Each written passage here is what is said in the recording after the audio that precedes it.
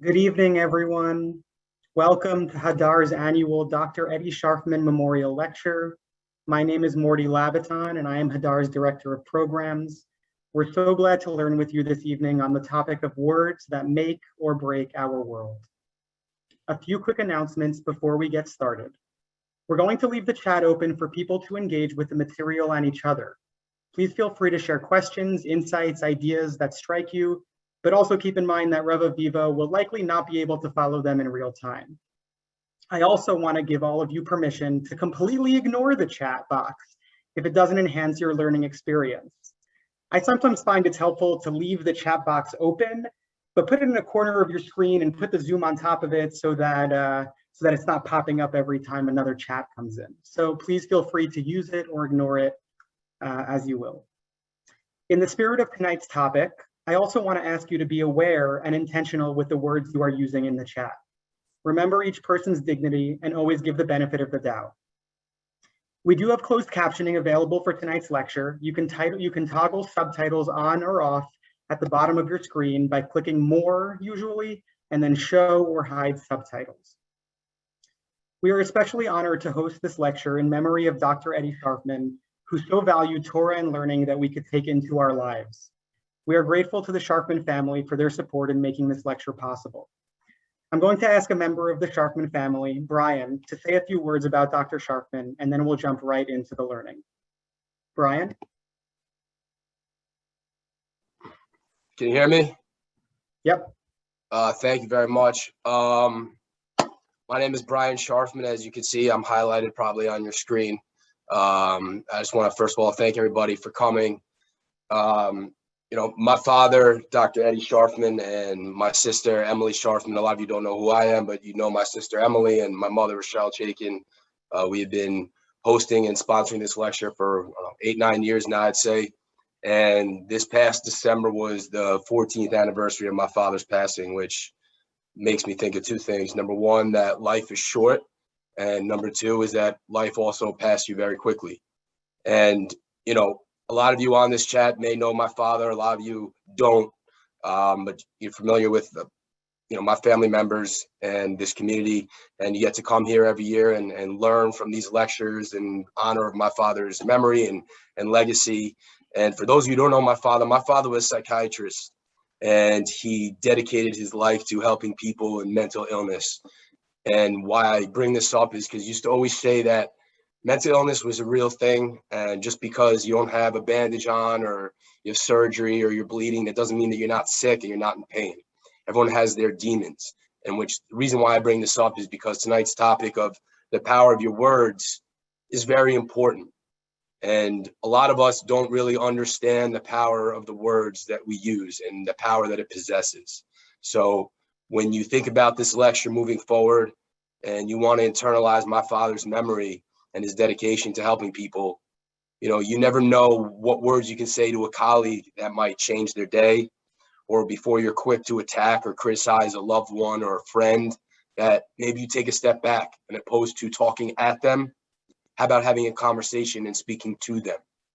Instead of complaining, why don't you offer words that are positive if you're in a group setting or with a team? So, it's very easy to attack people, especially on a screen, behind closed doors, on Instagram or on social media, but that's very cowardly.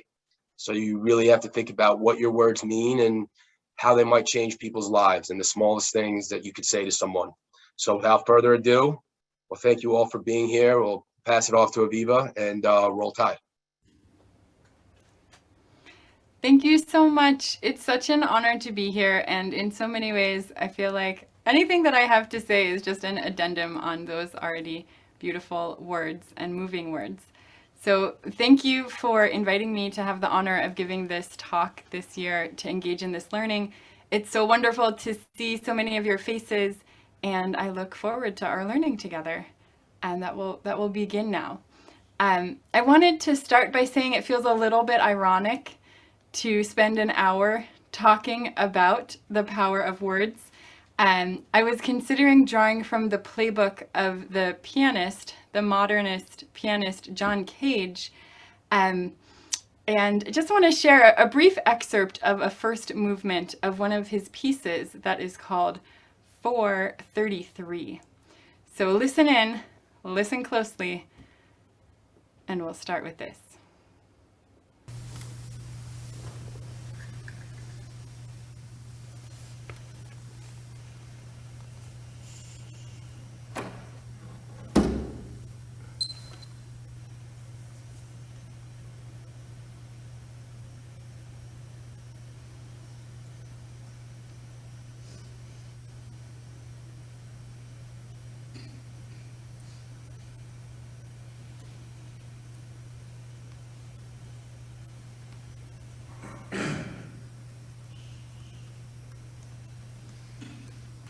Okay, I think you get the idea. It is a piece in 3 movements, but it is actually 4 minutes and 33 seconds of nothing but silence. Each movement, he has his stopwatch, looks at the stopwatch, and then moves on to the next movement, which is nothing but silence. This is just to say, rather than 60 minutes of words about words, we might have quite a lot to learn from even just 4 minutes and 33 seconds of silence. But I hope that our words about words this evening will also be enlightening. The power and harm of words is all around us in very tangible ways, especially as today we have access to so many technologies that allow us to amplify our words instantaneously and on an unimaginable scale. Often, we might think of people falling into 2 camps, those who speak up and those who don't, which nowadays might translate into the users or non-users of various sorts of social media platforms. This is obviously a little bit simplistic and kind of binary of a rubric, but take a second to consider, which camp are you in? Which camp do you tend to fall into? The one who speaks up or the one who doesn't?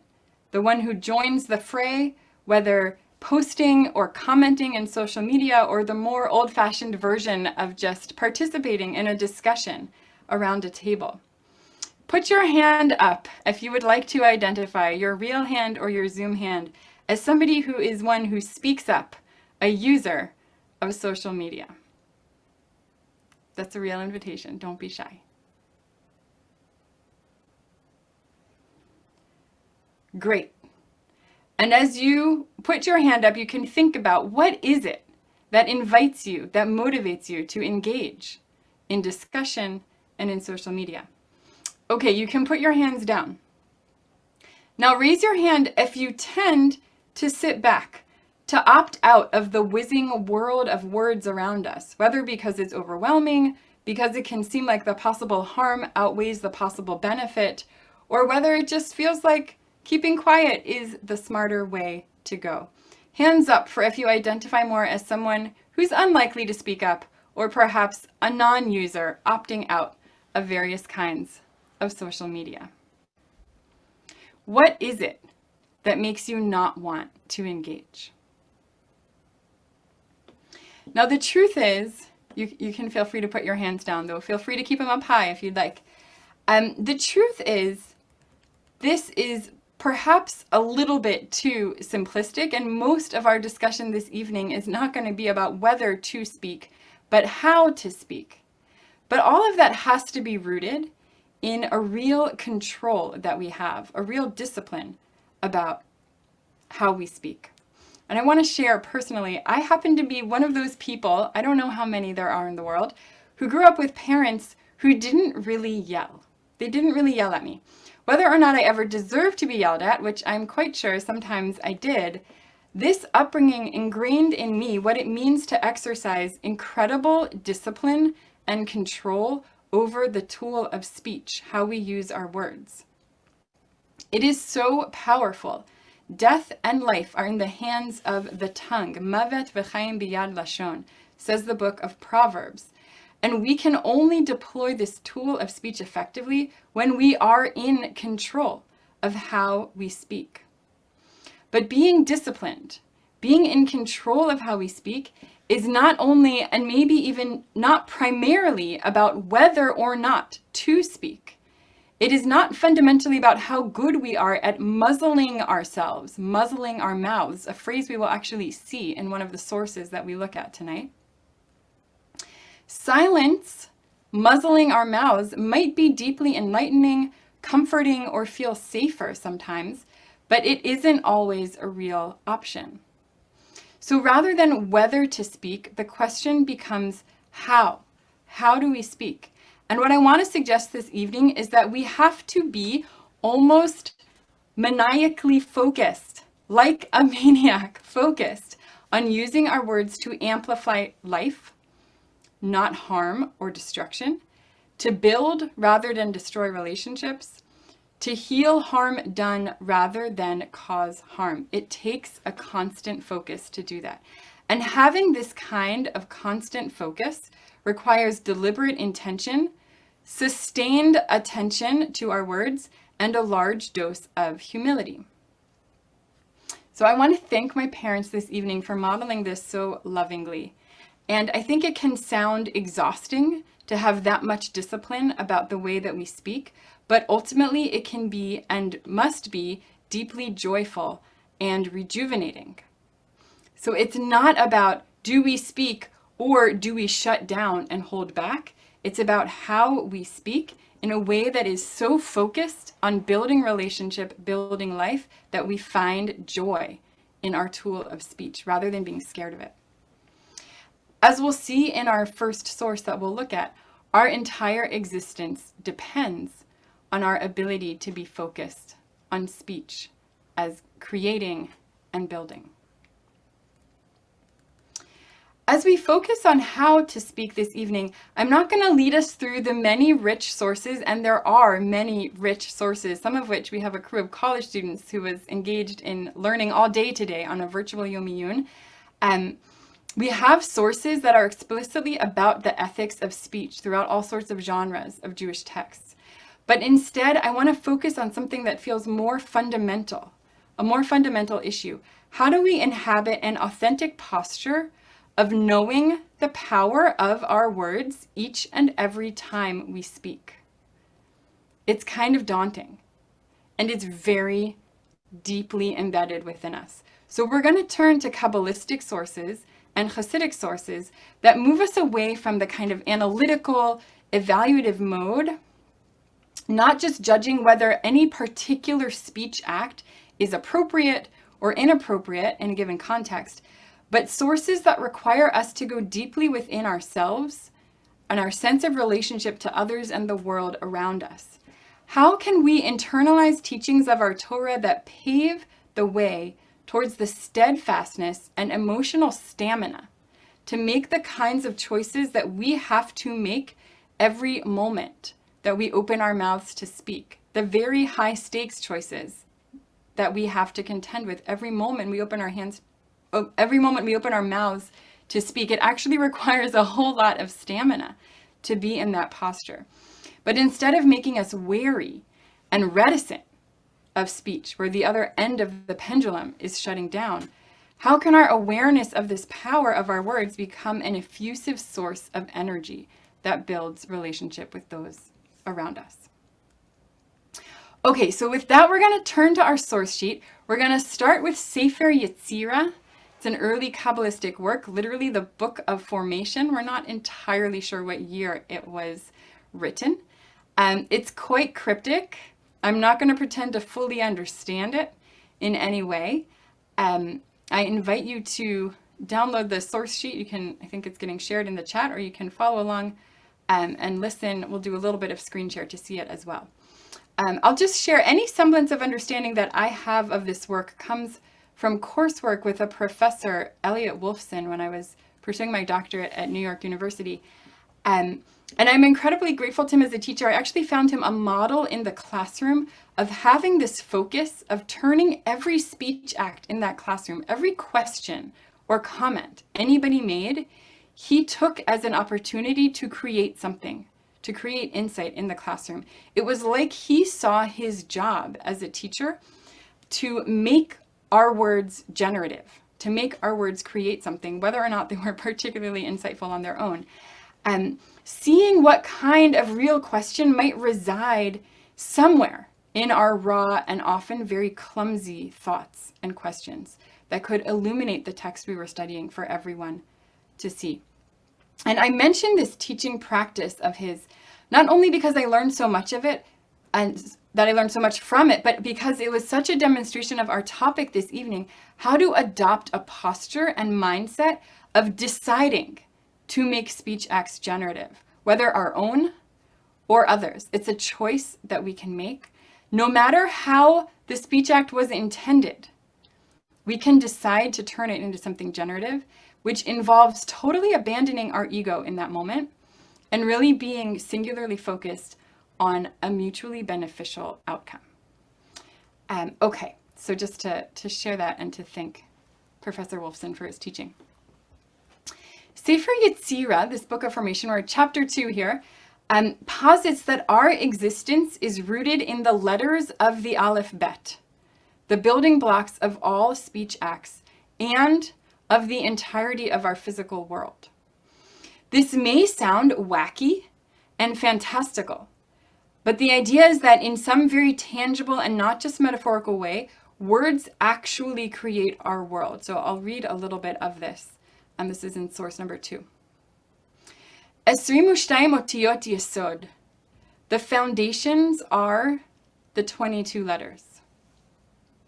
God has formed, weighed, transmuted, composed, and created with these 22 letters every being and every soul yet uncreated. Goes on to say that every creation, everything that is created in our world, and every speech act, all speech in our world, comes from one name, by which it means ultimately comes from the letter Aleph, combined with other letters. And God formed substance from the void through these letters. Nothingness became something, and God hewed immense columns, is the word here, amudim gdolim, out of intangible air. Okay, not at all clear exactly how this works, but I want to start here because it is such a concrete image of how our words literally create the world. Now, these aren't our words. These are God's words. These are sacred words. It's the power of a divine speech act, in some ways not all that different from the first chapter of Genesis. You can see how it's building on that. But just in case we didn't get the point, the commentary of, the later commentary, medieval commentary of the Ra'abad explains, right, what does this mean? It means that all of existence actually comes from these 22 letters. They are the root of everything that exists. Okay, we can stop our screen share here. But what we see here, and I have no idea how many people feel like connected to this right off the bat or think this is kind of wacky and crazy right off the bat. But what we see here is a real concrete relationship between the ephemeral and the physical that's mediated through words. If we wanted to follow this path, we could explore some of the affinity to Christian concepts of the word logos. We're not going to go more fully into that direction this evening, but just so we're clear, this idea of the power of words and sort of the power of the divine word has a much richer history. Somehow, the Aleph Bet leads to actual substance that is the foundation of our existence. Okay. So I'm curious, as we just see the introduction of this idea, if anyone wants to share any comment or what this invokes in you in the chat, you are welcome to share reactions to that text here. The question that I really want to follow up on is, let's say we take this idea seriously, that words actually have the power to create existence, to create the world around us. Now, I think we might all know from various interactions we've had or witnessed how words can certainly destroy people and destroy relationships and destroy the world around us. But what is it that could allow us to tap into this generative and healing power of words? And the first thing that we have to really ask ourselves is, how could we move from or be informed by this, what sounds like a quasi-magical generative power of divine speech? How could we connect to that in our own human speech? That's kind of the first link that we have to make. And I'm going to give us an example that is in some ways not super useful, but I hope evocative in a way that will become useful, which is to follow the strand of thought and practice that is called ecstatic kabbalah.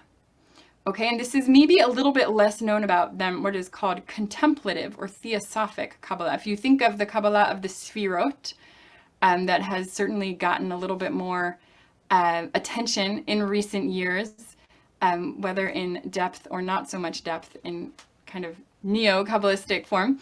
That was a practice of Kabbalah that was really about contemplation, reflecting on the nature of God. Then there's the ecstatic Kabbalah tradition that is about creating experiences, ritual experience that allows the practitioner to actively engage in, hopefully, aspirationally, union with God. And ecstatic Kabbalah develops all sorts of kind of Kabbalistic exercises, some of which involves recitation of letter combinations and divine names in order to become close to God. Okay, I'm going to assume that like not so many of us are doing that really every day in our own lives, but I want to start there because I think if you take that seriously, the idea was our own human speech could actually encounter and even maybe mimic, be connected to the power of divine speech. So if you go to the next source that you have here on your source sheet, and source 3, I'm going to give you an excerpt of the work of Abraham Abulafia, a 13th century Kabbalist in Spain, who was really one of the early practitioners, really developed this idea of ecstatic Kabbalah. So he describes this as follows. Those engaged in Kabbalistic recitations ascend from light to light, to the union until their inner speech returns, cleaving to the primordial speech. Think of the speech that creates the world in the first chapter of Genesis that we saw in Sefer Yetzirah as well, which is the source of all speech. And they further ascend from speech to speech until the inner human speech is power in itself. And he prepares himself to receive the divine speech. Okay. Who knows what this actually means? But the general concept seems to be that yes, in our own human speech, we can actually strive to connect with and to mimic this power of divine speech that is ultimately generative. We can stop our screen share here.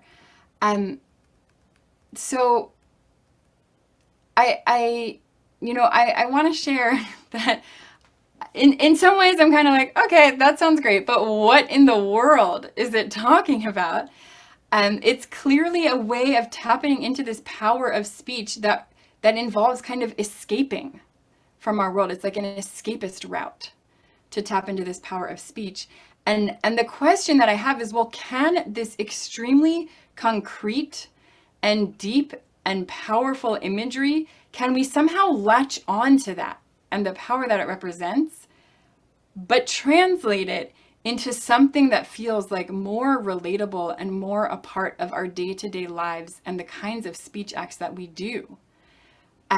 So that, again, we can sort of inhabit a posture of deeply knowing the power of our speech, but apply that to any time we're speaking to anyone, okay? Whether that's me telling my kids it's time to get ready for bed, or an interaction in the grocery store, or teaching, or whatever it might be. To get there, to get to this deeply generative power of speech that speaks to our own mundane realities rather than trying to escape from our reality, we're going to start by swinging the pendulum in the total opposite direction, which is looking at one of the prototypical examples of speech gone wrong. So if what we started with here is the kind of roots of the idea of chaim biyad lashon, the way that life is literally rooted in words, we're going to swing now to the other direction of mavet biyad lashon, the way that words can cause harm and even death. Okay, the prototypical example of words gone wrong in our tradition is tied to tzara'at, the skin disease in the Torah, described in the book of Vayikra, which our rabbis essentially translate as the plague of damaging speech. So in the Torah, it's a skin disease. The way the rabbis interpret it, it is a plague tied to lashon hara, of damaging speech. Now, when the Torah talks about the affliction of skin disease, tzara'at, it never mentions ill speech, lashon hara, as a cause at all. In fact, it doesn't talk about any causes for this illness. But our sages see it as essentially this plague inextricably tied to damaging speech. Now, this association can carry all sorts of complicated and problematic assumptions about the relationship between guilt and illness. Since this particular kind of skin affliction, tzara'at, is not considered recognizable today, but the plague of ill speech is quite prominent. Lashon hara is actually quite prominent. I want to think of the sages' approach to tzara'at, to skin disease, as kind of metaphorical, meaning they interpret the Torah's extensive focus on skin disease as actually being about the real plague, which is ill speech, lashon hara. And this evening, what we're primarily interested in doing is learning from the process of healing, how we heal this plague of damaging speech. So we'll start here by looking at how the Torah describes the healing process for someone who's suffering from tzara'at, from the skin disease.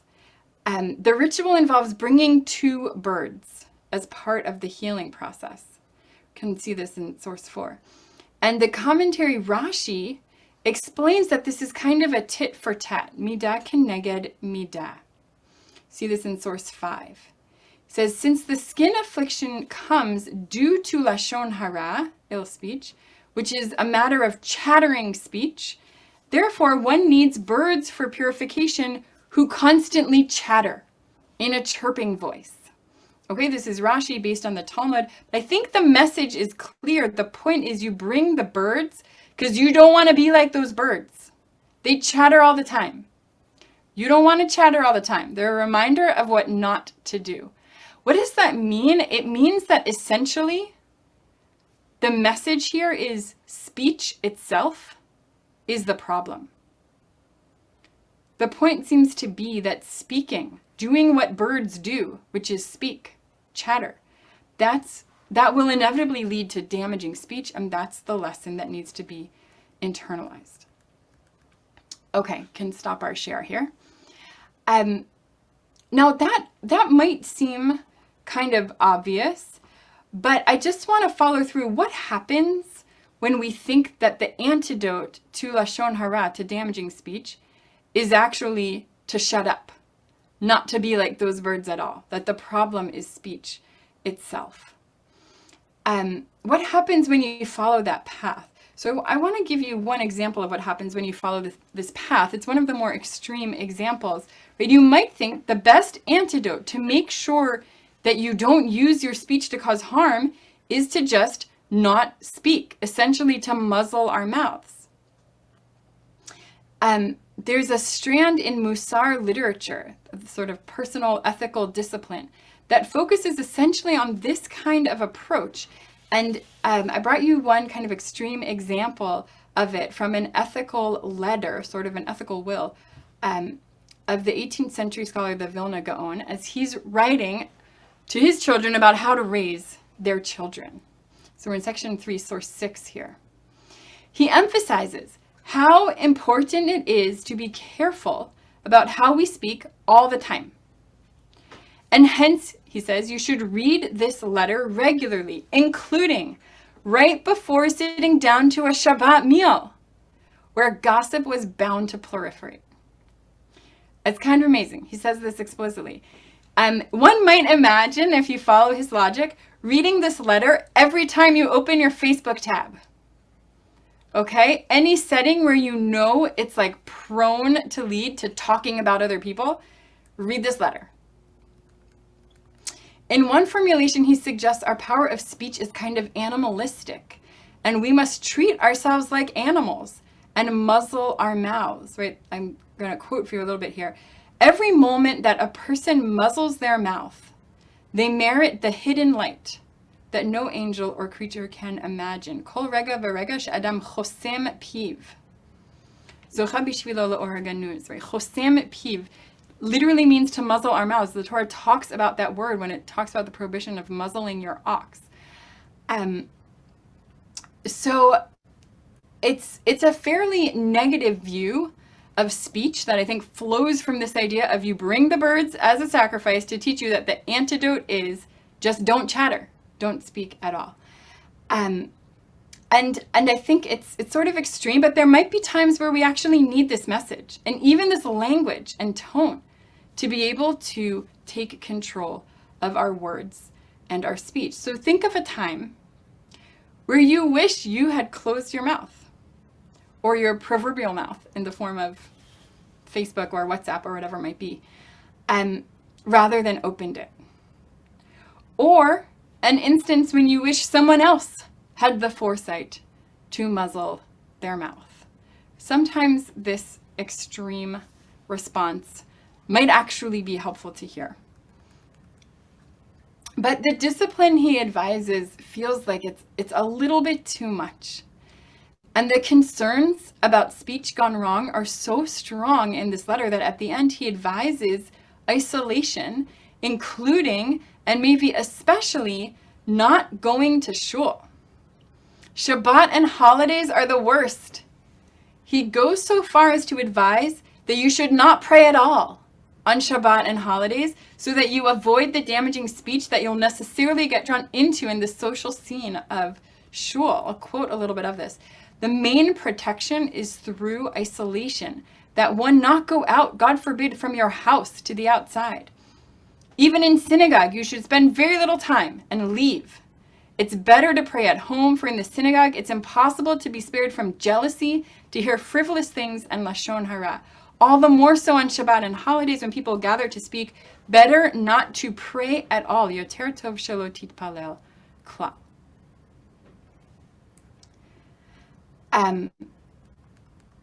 So we can take these words to heart and consider whether there may actually be some settings or venues or some kind of forum where the culture and expectations create so much risk of harm to others that it's better to totally disengage.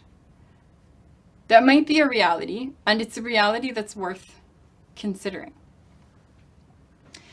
But this formulation is so extreme. It gets to the point of being nearly impossible for any individual to actually adhere to it, and hardly sustainable for a community. So I want to reflect on this a little bit. We can close the share. What kind of community would there be if nobody went to shul because they're too scared of kibitzing? What kind of community would it be if nobody leaves their house on Shabbat for fear of damage that their words might cause if we spend time with other people? We might feel this even more profoundly because we've lived through a couple of years now where it actually may have been impossible to get to shul or have conversations or Shabbat meals, and we're sort of craving the positive side of that interaction so much it's hard to see this instruction to shut it out of your life.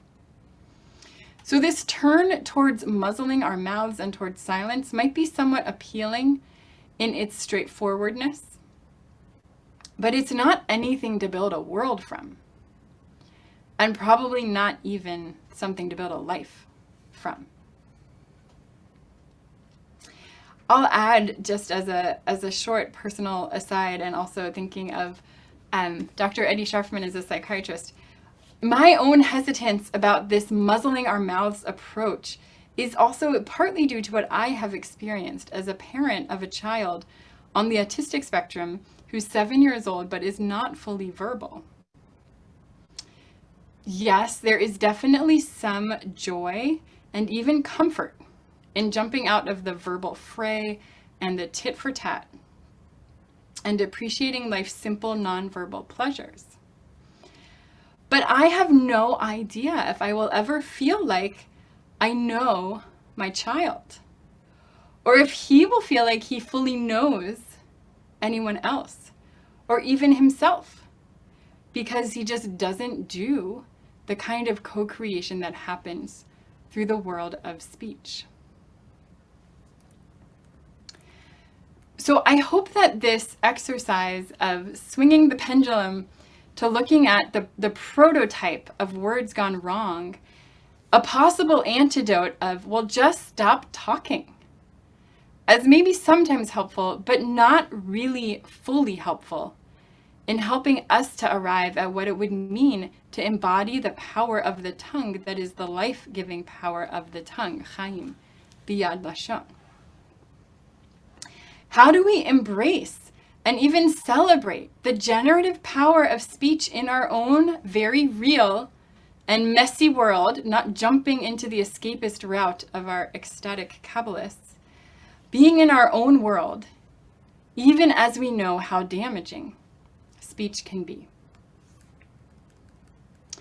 So I want to turn now to a very simple comment of the Hasidic teacher, the Sfat Emet, the second Rebbe of the Ger Hasidim from the late 19th century. And it changes the picture of tzarat and speech quite radically compared to what we saw in that comment of Rashi. In a subtle but profound, what I'm pretty sure is a rereading or even a misreading of Rashi, he offers a lesson from the plague of speech, tzarat, that is not about disavowing our speech, but about reclaiming our speech. And in this rubric, our capacity of speech is inherently good.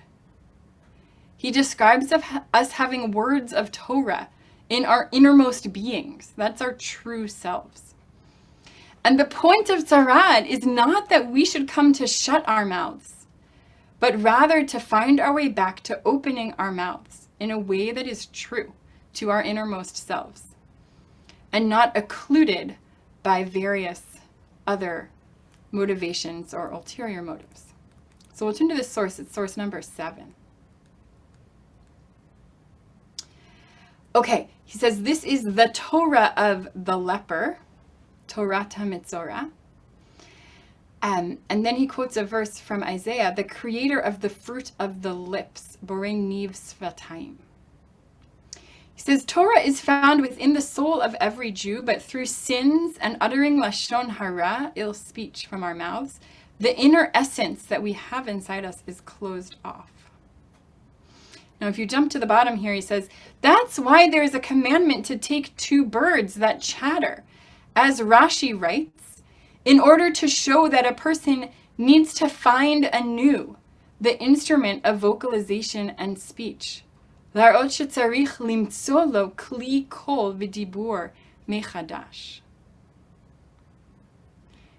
he is referring to Rashi talking about these 2 birds as being connected to speech.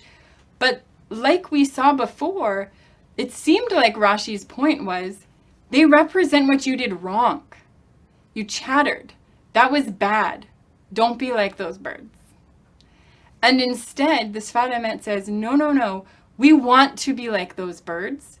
These birds that are described as tahor, they're pure. We want to reconnect with and reclaim our voice as our instrument in a way that is renewed and is true, rather than damaging.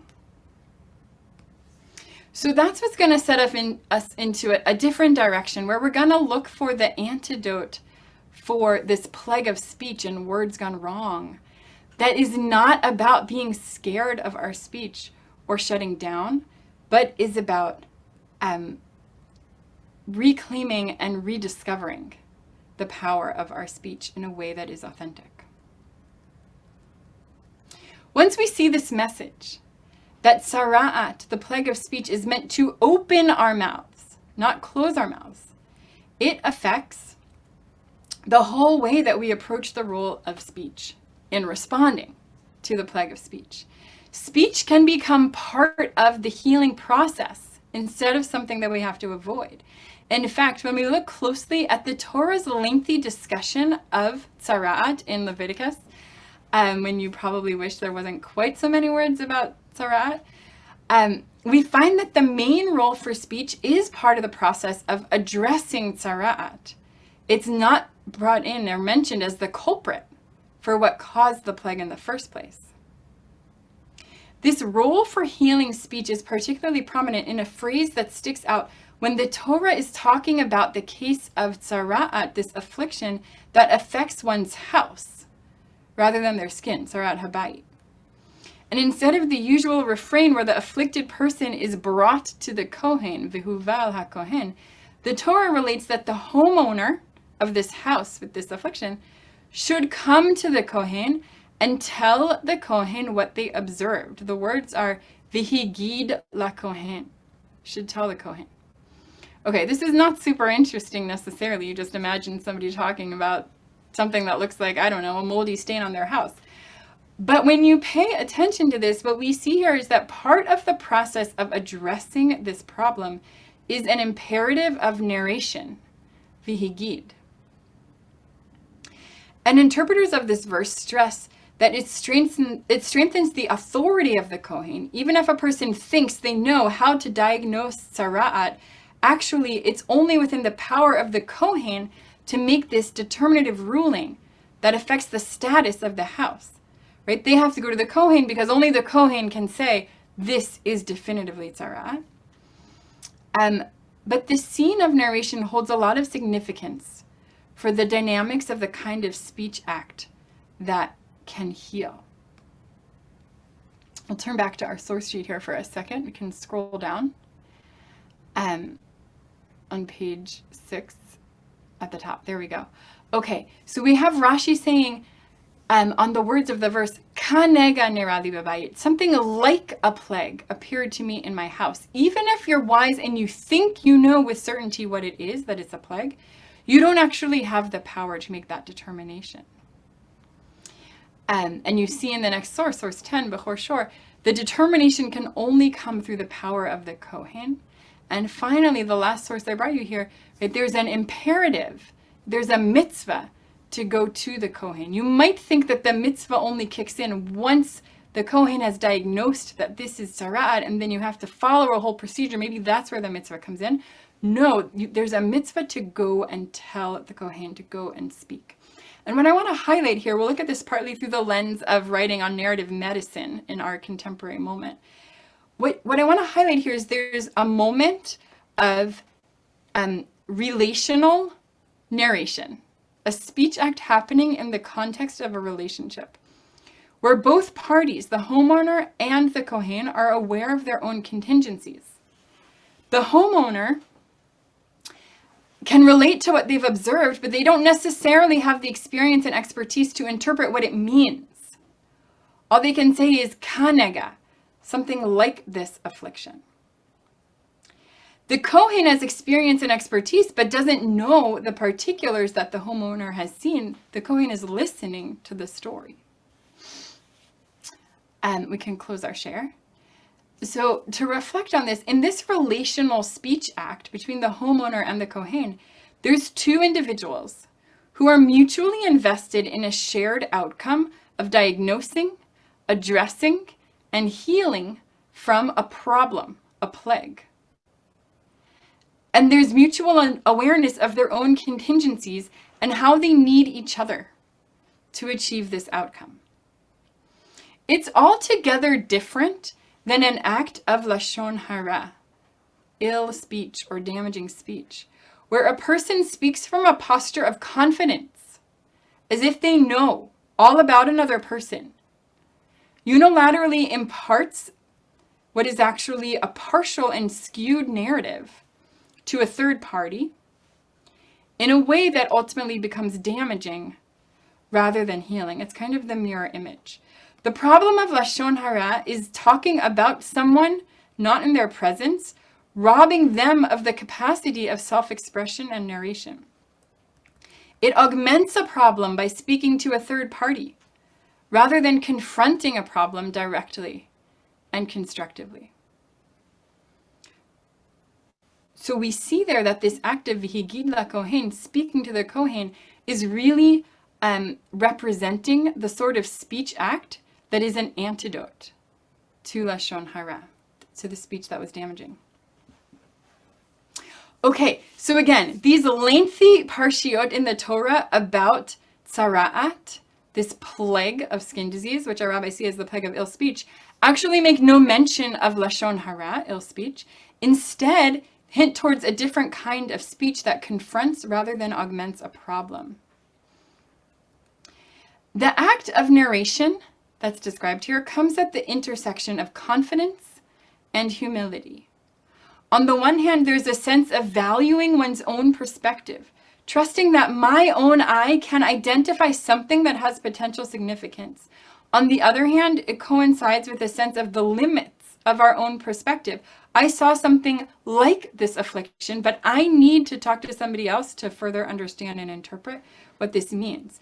The meeting point between an individual and an expert becomes a relational moment. It offers deeper healing as the two share their knowledge and the limits of their knowledge. That is what healing speech looks like. An interaction centered around a shared desire for a constructive outcome, oriented by curiosity and humility that comes from knowing our own limits and wanting to learn.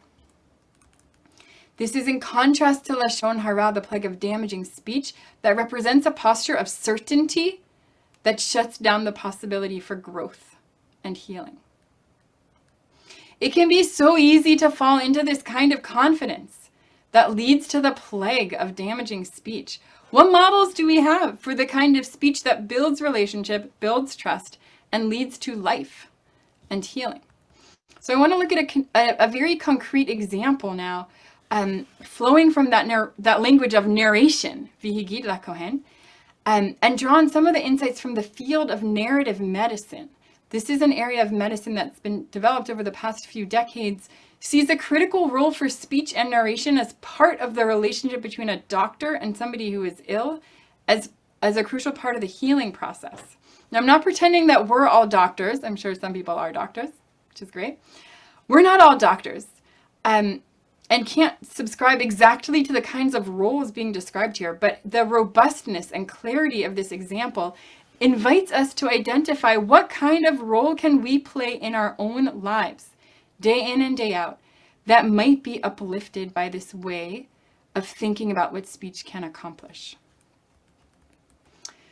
So we'll turn to source number 12, where Dr. Rita Sharon, who's written extensively in the field of narrative medicine, describes a little bit of what it means to practice this. She says, I had to follow the patient's narrative thread, identify the metaphors or images used in the telling, tolerate ambiguity and uncertainty as the story unfolded. And she says, I also had to be aware of my own response to what I heard, allowing myself to be personally moved to action on behalf of the patient. Just a few more images here from this description. She says this requires that doctors enter the worlds of their patients, if only imaginatively. Understand the plight of another by participating in their story with complex skills of imagination, interpretation, and recognition. This is what healing speech looks like. And again, in total contrast to lashon hara, damaging speech, she says ultimately, we recognize what parts we play in one another's lives, and we get to know ourselves as a result of the vision of others. We are able to donate ourselves as instruments of others' learning. I think it's a really beautiful and inspiring account. We can close our share here. That instead of adopting a stance of separating from another person, talking about someone, we talk with someone and are kind of singularly focused on how we can help each other grow. I'm not going to spend a lot of time on this evening, but there's another passage in the Sfat Emet on Tzara'at that I think is extremely profound. Once you have a concept that the antidote to lashon hara, damaging speech, is not silence and shutting down, I actually think that's an extremely powerful image for thinking about all of the complexities involved, as we culturally are trying to navigate what it means to have speech that surfaces problems that might be below the surface in our own communities or societies, right? How do we relate to speech that surfaces those problems? Think of, for example, the Me Too movement. And the language that we have here is that actually surfacing a problem, or what sara'at does, which is to bring a problem that was below the surface to the surface of the skin, isn't necessarily bad. It can be part of a healing process. If you have someone like the Kohen, who's sort of represented by the prototype of Aharon, who was a Rodef Shalom, who's peace-loving, Ohevet HaBriot. If you have this focus of trying to turn speech into something that will build trust, build relationship, and create healing, then even speech that surfaces something bad can be a source of blessing. I want to close with two other short excerpts here, and we'll end the evening with that. Right, the antidote to Lashon Hara is not silence. It's about reorienting our speech towards generative speech so that we can participate in this power of divine speech that ultimately creates and recreates our world every day. And in the last source that I brought you from the Sfat Emet, source 13 there, he describes our speech like blood flowing through the body. Oh, maybe it's number 14. Our words are like blood that flows through the body, and sort of this constant flow that has to always regenerate itself. Right? You have blood flowing out through the body, generating the body, then it has to come back into the heart, get more oxygen, and flow back out into the body. Right? He describes our words in that way too, that our words can actually constantly be a source of bringing us life in our soul, like our blood brings life to our bodies.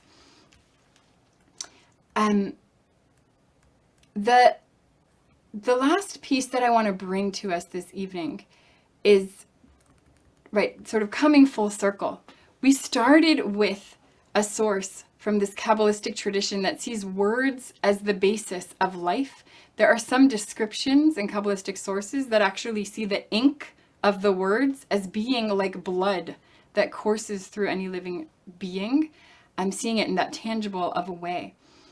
And as we think of that comparison of ink and blood as the source of life, we have to take into account how so often this kind of mystical experience and description has led to a kind of disembodied practice of this form of words that generate life, very far away from the embodied work of creation in the form of producing and raising children. Those are sort of at odds. Like we said, it was kind of an escapist mentality.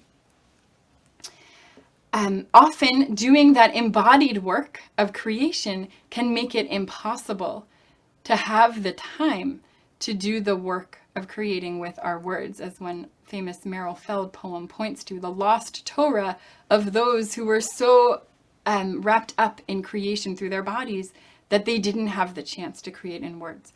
So at risk of oversharing here, I want to close with a poem that I hope brings together this stance of trying to sense at all times, to inhabit and feel oriented by the knowledge of the power we have to create, and feel that flow into our words, even as we might mess up sometimes with our words, to feel that constant rejuvenating source of power that our words can bring.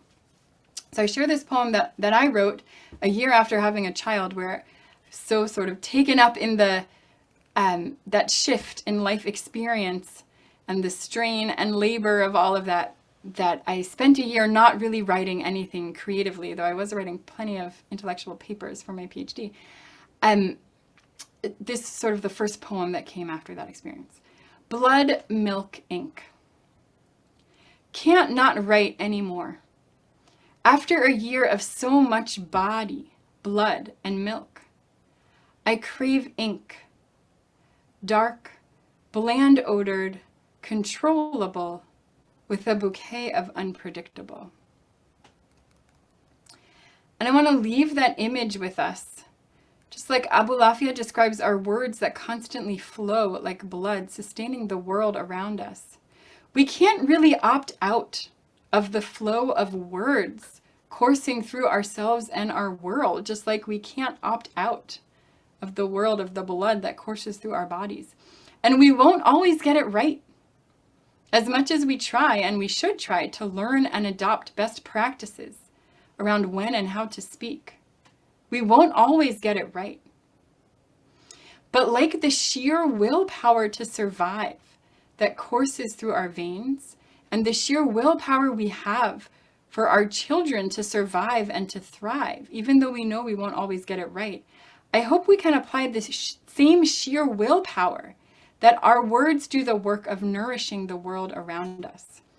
Ink that is like milk, and words that are like the breath of life. As we go through our own ups and downs and our ability to tap into our power to mimic the divine and create through ourselves and our words, I hope we can find the experiences and practices that will constantly nourish that sort of generative power, like prayer and Torah, the day in, day out practices that recalibrate our speech.